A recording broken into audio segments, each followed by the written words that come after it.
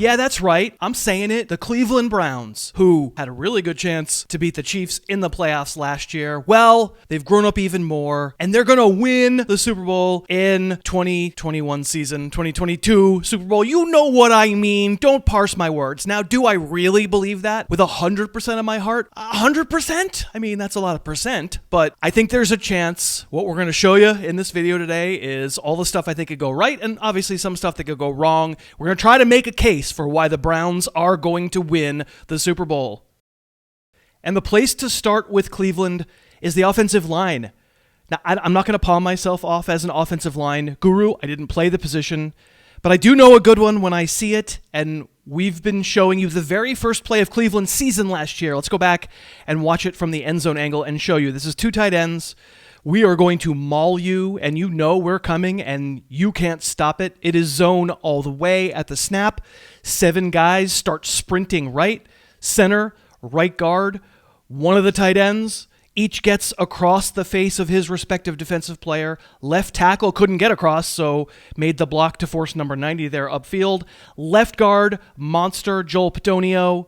We're going to hear more about Joel Bitonio in a minute. He's uncovered, so he's got a linebacker in his sights. It's Nick Chubb's job, the running back, to see a hole and to cut to it. And there's no need to cut on this play. That is a massive hold, 11-yard gain the first play of last season. Let's do a couple of plays focusing on number 75, Joel Bitonio, one of the best guards in the league. This time it's a pull by Bitonio, a staple of any rushing offense, where the goal is to get to the C-gap between the tackle and the tight end. The jobs here, the right tackle, usually it's Jack Conklin. He was injured for this game, so in this one, it's emergency starter Chris Hubbard. He has to square up the defensive end, and Bitonio, he has to pull fast and clear a path. This time it's Kareem Hunt, and as we let it run, there goes Bitonio. He gets to the gap. He gets a seal on the linebacker, and there goes Hunt for a huge gain in the fourth quarter of a one-score game. Watch this nonsense from Bitonio. Again, number 75. The defensive tackle's over his left shoulder, and this play is inside zone. And the cutback lane, if the lineman can make it, would have Chubb cutting his run left. We'll run it, and watch how Bitonio somehow turns this into inside leverage just by basically bench pressing a 300-plus pound D lineman, and it opens up a huge lane, and Chubb sees it, and he goes for a nice gain. Another one for Bitonio, who's just a beast. Ho-hum on this touchdown run, number 75. He's going to block 2 guys. Watch him. 2 dudes. There you go. Touchdown. I mentioned Jack Conklin, free agent signee from Tennessee last year, paid big money, delivered a huge season. This play only goes for 4 yards, but it's an example of Conklin's speed and attitude, because without him, it's no gain. From the end zone, you can see Conklin, number 78, the right tackle. He's way on the outside shoulder of the Colts defender, but these Browns O-linemen, they are pretty fast. Conklin gets there, gets around the guy, and chops him down in the hole, meaning that Hunt doesn't get stuffed. How does this 10-yard run for Hunt happen later in the same game? It's because Conklin gets a seal, and without it, no way it works. So we'll go back and show it from the end zone. Before the snap, Conklin knows he has help blocking the DN from number 88 there, Harrison Bryant, but he's got to get outside that defender to get his seal, and he sure does. And then he is just a strong, strong dude, and he stands him up, and yeah, there goes Hunt right through the hole Conklin's technique and strength made. The run blocking of this offensive line is close to the best around right now. J.C. Treader, rock steady at center. Wyatt Teller had his best year at right guard. And the kid, a top 10 pick last year, Jedrick Wills. I mean, he was probably the worst of the bunch last year, pretty up and down in pass protection. But I think the Browns think that he showed enough flashes to hope that he takes a leap in 2021. Next-gen stats, they're not everything.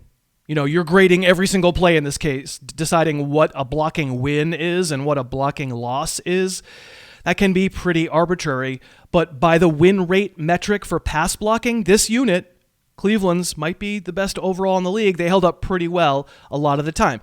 I mean, Baker Mayfield had pressure last year. I'm not going to call them perfect as pass blockers, but I do think they're pretty good. Again, take it with a grain of salt. Next gen stats, the fact that the Browns led the league in average time before the pass, it doesn't necessarily mean perfection.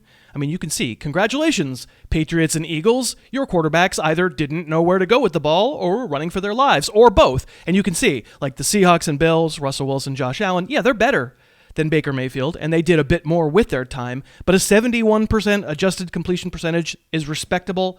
It's borderline top 10, certainly above average for Mayfield.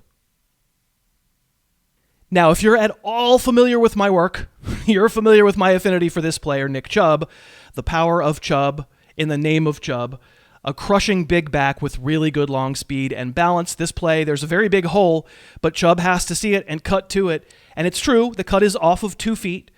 You would not say that his lateral agility is amazing, but look at him accelerate up through that hole. Come on, that is great stuff. I think this one, it's not even really a well-blocked play. Chubb's patience and his vision make something out of nothing, and he is off into traffic, through traffic, breaking tackles, getting into the clear, staying on his feet. This is just a really sturdy, powerful, fast player. And this one is also ridiculous. And let's never say that Chubb never makes a move and makes someone miss in the hole. Who's that Steeler trying to line him up in the hole? Chubb does cut off 1 foot and goes, accelerating up, forcing a desperation tackle that misses. And then for good measure, how about making like another cut in the open field? Number 39 there. He's very sad, trying to stop him.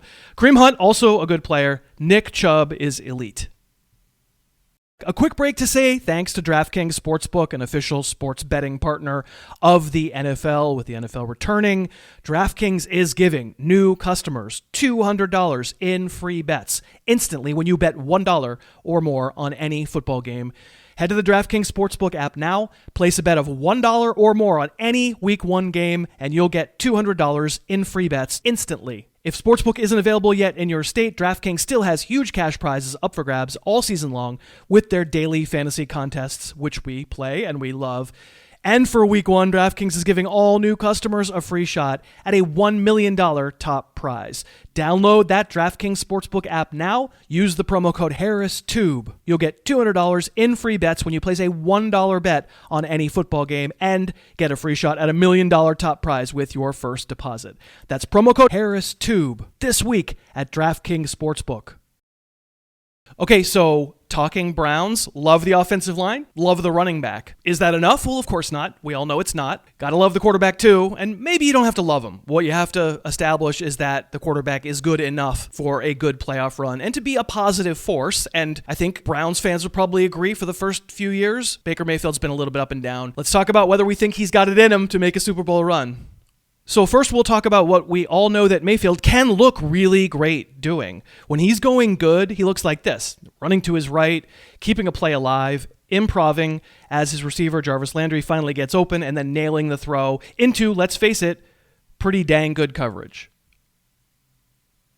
You'll notice on these first 2 plays, like how much play action is involved, and that's because the Browns know the thing defenses care about most is their running game, and that offensive line mauling them to death. This one, Mayfield doesn't get credit. It's a naked boot, but I still want you to see the throw. Yeah, like that, he gets credit for the throw. On the move, I think that's uncommon accuracy. It is a staple, boys and girls. It's kind of trickeration, and it gets receivers open, and Mayfield simply is one of those guys who almost sometimes seems better when his feet aren't perfectly under him. That's really not true. In fact, if we go back and really watch this throw, you can see the mechanics aren't totally wild, even though it looks like he's throwing on the move. He does turn and square his shoulders when he can, and he does use his legs to step into the throw, even though sometimes, I will admit, sometimes he can get out of control, but a lot of times it looks like this. And you know the other side of Baker Mayfield as the swashbuckler, do anything to keep things alive kind of guy. He can make some head-clutching decisions, and he can get his head moving funny and his eyes not seeing defenders and make throws that do nothing more than evoke the name you never want to evoke, Jameis. Like, here's where it goes wrong. Here's your play action. Here's your naked boot. Here's some pressure. Keep it alive. Step up in the pocket. And it's the flip side of the coin. And to be honest, I think we saw more of this from him in 2019. Like, I thought it was way better in 2020, less of it, especially as the year went along. Definitely frustrating for Browns fans when it happened. Mayfield isn't at his best when he's pressured. No quarterback is at their best when they're pressured. But I'll say, I thought he minimized these problems more with the new coach, Kevin Stefanski. How have Stefanski's concepts baked into Baker's brain? Especially, as I say, as the season went on last year, I thought you saw more stuff like this. This is a 3rd and 10, and maybe a little bit of like Shanahan-esque stuff from Stefanski in the name of simplifying reads. If we go back and watch it from the press box, clearly the Browns would like to get the ball to the sticks. And unshockingly, on 3rd and long, the Titans are going to drop into zone. Protection is going to need to be good here. And behind that offensive line, it often is quite good. So they send Kareem Hunt out on a delay out of the backfield, essentially giving Mayfield an easy read. 2 receivers, high and low, and just react to what the defenders do. In this case, kind of a bad defensive play. Both of the shorter defenders here try and jump Kareem Hunt, and Mayfield sees it, and he gets the sticks. All possible because of the offensive line and a simple read for Mayfield. And it's this stuff, right? Now, of course, a staple of every offense now. Stefanski is no exception. He really comes from West Coast. A rhythm throw and just a real simple read to make sure that it's man coverage on the outside. Number 24 covering Jarvis Landry. And yeah, this is a 4th down, and throw the underneath route and convert it. So scheme is good. Not turning it over under pressure would be good. Hopefully that continues. Seeing random linebackers cropping in front of your passes before you throw interceptions and then not throwing them, that's also good. Sometimes the job just requires tight window throws, and Mayfield isn't the best, but he was better last year. Any Brown fan watching him play last year had the sense that after 2 years, it was pretty rough in the wilderness. They were finally getting the playmaker they were promised when he got drafted as the top overall pick. Relative to the rest of the league, Mayfield was pretty accurate, throwing it to receivers who had less than 1 yard's worth of space. That's not the best thing in the world to always be throwing into tight windows. Ryan Fitzpatrick has moved on to his latest city because he can't stop doing it. But good to know that only 2 of Mayfield's 8 total interceptions last year came on tight window throws.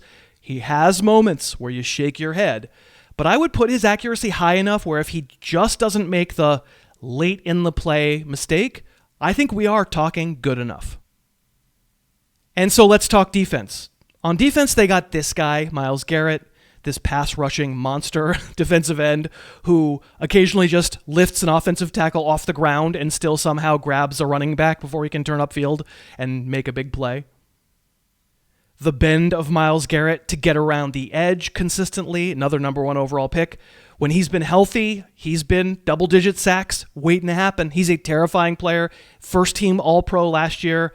I mean, I could stop. We had him last year, right? We don't need to talk anymore about Myles Garrett. He's great. But please, let's not say the Browns' defense as a whole was good last year. And, to be honest, we are spending more time in this video talking about the offense, but whether the Browns get better and get to the promised land, meaning the Super Bowl, it probably is going to involve the defense even more than the offense. Garrett, very good player. Corner, Denzel Ward, very good player. Strong safety, Ronnie Harrison, on the verge of being a very good player. And otherwise, they are throwing some bodies, and they are hoping they stick. A pairing of Garrett and Jadeveon Clowney sounds terrifying if Clowney ever played a full season, which hasn't happened since 2017. He's on his 4th team in 4 years after notching exactly as many sacks last year with the Titans as I did. John Johnson, big header, good player at free safety. I like it. Walker has a chance after being a part-time player in Indy, but the truth is we can't show you film that proves beyond a shadow of a doubt that Cleveland's defense is good enough to take that leap. It's a bunch of new bodies. This is a stat. Exactly 2 guys, Garrett and Ward, are left over as defensive starters from just 2 years ago.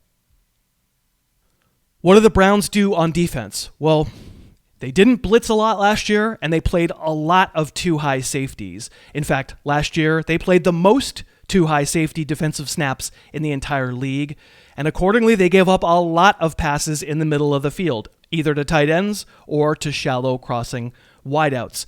Some of that makes sense personnel-wise. Cleveland had Andrew Sendejo last year. In a word, Sendejo stinks. I think he's a bad player. And anytime that you asked him to do anything other than play center field, you were getting into trouble. But by spending $24 million guaranteed on the aforementioned John Johnson, the Browns are making a bet that this stuff we're showing you isn't going to happen, and they're going to be able to change up their defensive looks. Because Johnson doesn't have to just sit back. He's a true free safety. You can really put him all over the defensive backfield and shuffle coverages before the snap because his instincts, his closing speed, they're rare. The Browns did not have anybody like him last year. He's frankly a badass. He was one of the most underrated parts of that very good Rams defense, which schematically could start to resemble Cleveland if they get their defensive interior shored up and start getting a little pressure up the middle and start mixing up secondary looks more, thanks to someone like John Johnson. He was the defensive play caller in LA. He's just one of the best free safeties in the league, and he's maybe the key to the Browns defense being way less vanilla and easy to read in 2021. Have I talked you into it? Have I talked myself into it? It felt like they were on the cusp last year. It felt like it was close. They had the Chiefs on the ropes there for a little while in the playoff game. It's a tough division. 3 teams might make the playoffs from that division. And yet I find myself being really interested. I'll tell you what I'm really interested in. Vegas, as of recording this, has the Browns as a 16-1 shot to win the Super Bowl. After this video, I feel like maybe I like those odds quite a bit. But what do you think? Let us know down in the comments. You think the Browns are going to win the Super Bowl? Apparently we do. Thank you for watching. Thanks so much for watching. Please, please, please smash that like button. Write a comment. Tell us who else you'd like to see us review film on. And of course, best of all, please subscribe to our channel and then click that little bell above the subscribe button and you'll be notified whenever we post a new video.